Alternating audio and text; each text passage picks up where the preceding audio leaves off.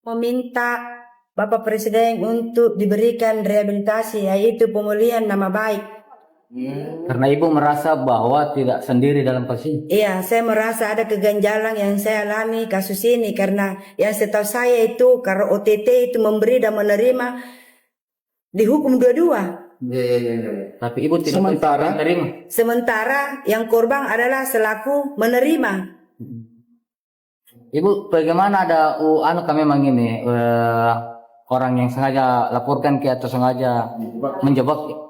Kalau saya pribadi ya, karena saya ditelepon malam hari jam 10:23 malam Senin disuruh masuk kantor. Setelah masuk kantor, saya tidak tahu bahwa apa ini. Tiba-tiba saya buka helm, saya masuk. Tiba-tiba ada oknum guru yang memberikan amplop yang saya tidak tahu isinya berapa. Nanti setelah di persidangan baru diperlihatkan barang bukti bahwa ini barang buktinya ibu adalah 50.000. Sedangkan yang 15 juta itu tidak diperlihatkan di waktu persidangan bahwa ini barang buktinya ibu adalah 15 juta. Yang diperlihatkan cuma 50.000. Yang setahu saya kalau barang bukti di persidangan diperlihatkan barang bukti. Ini cuma yang amplopnya 50.000 yang pemberian kepada oknum yang saya tidak kenal.